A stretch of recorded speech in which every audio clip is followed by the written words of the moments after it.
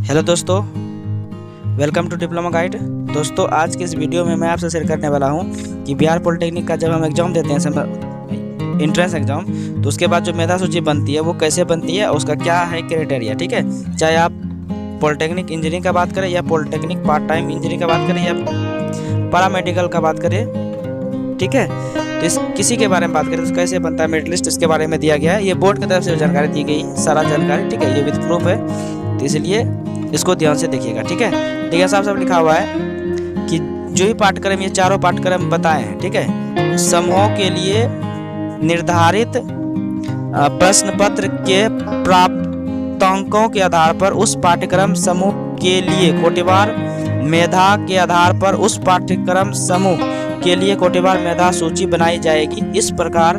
पाठ्यक्रम समूहवार कोटिवार बनाई गई मेधा सूचियों से पाठ्यक्रम या कोटिवार उपलब्ध सीटों को पात्रता प्राप्त आवेदकों द्वारा मेधा विकल्प के आधार पर भरा जाएगा। फिर यहाँ पर देखिए आप कुछ दिया हुआ है कि यदि यहाँ दिया हुआ, देखिए क्या लिखा हुआ है, यहाँ दिया हुआ है कि यदि 2 या 2 से अधिक परीक्षार्थियों के कुल प्राप्तांक समान हो तो उसका मेधा क्रम निम्नलिखित के अनुसार निर्धारित किया जाएगा। तो यदि 2 या 2 से अधिक परीक्षार्थी का जो है कि नंबर सेम आएगा तो कैसे उसका मेरिट लिस्ट बनाया जाएगा। ठीक है, तो देखिए पहले दिए कि प्राप्तांकों का जोड़ समान होने पर क्या होगा, तो पॉलिटेक्निक इंजीनियरिंग या पार्ट टाइम इंजीनियरिंग या मेडिकल पैरामेडिकल का, तो गणित खंड में कुल प्राप्तांक के अनुसार पहले गणित का देखेगा, फिर पैरामेडिकल में क्या है, माध्यमिक वाला जो स्तर है उसमें जीव विज्ञान का देखेगा, फिर जो इंटरमीडिएट का है उसमें भी विज्ञान का देखेगा, सामान्य विज्ञान का कुल प्राप्तांक कितना है। फिर स्तर 2 देखेगा, अगर मान लीजिए स्तर 1 समान होने पर, पहला मान लीजिए कि समान हो गया, फिर तब क्या होगा, फिर भौतिक का देखेगा कुल कितना आया, और पैरामेडिकल में देखेगा रसायन का कितना, इंटर वाला देखेगा कि गणित में कितना आया, ठीक है, नंबर। फिर अगर मान लीजिए दोनों सही हो, मतलब दोनों मतलब ये बराबर हो गया, स्तर 2 समान होने पर ये भी समान हो गया कि मतलब ये मान लीजिए कि उसका भौतिक में भी समान है, तब क्या होगा, तो जिसका जन्म तिथि पहले होगा,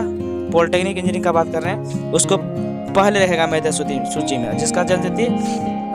मतलब उसके बाद होगा तो उसका नीचे रखेगा, क्योंकि नंबर बराबर है, ठीक है। फिर भी नंबर, अगर मान लीजिए किसी का नंबर सपोज ये 200 है, दूसरे का भी 200 है, लेकिन एक का डेट ऑफ बर्थ है मान लीजिए 1997 का, 1998 97 लाख ऊपर रहेगा, 98 लाख को नीचे रहेगा, ठीक है। जिसकी जन्म तिथि पहले हो, इसमें भी वही सेम कहानी, और लास्ट वाला भी सबका वही कहानी, तीनों पैरामेडिकल वाला, इंटर स्तरीय वाला भी वही है, ठीक है। तो ये लास्ट वाला, अगर मान लीजिए पहले देखेगा कि गणित का किसका नंबर ज़्यादा है उसको आगे रख लेगा, भौतिक का जिसका आया है दूसरा नंबर ये है, तीसरा है कि अगर ये दोनों भी समान है फिर भी तब क्या होगा, जन्म तिथि तो समान नहीं होगा ना,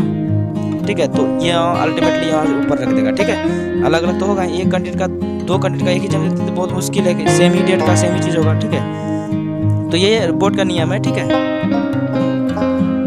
तो आशा करते हैं आप समझ गए हैं कैसे मेरिट लिस्ट बनता है, ठीक है। जो भी नंबर लाइएगा उसके हिसाब से, अगर आप उसका कोटिवार सीट जितना उपलब्ध है उसके हिसाब से आपको देगा, ठीक है,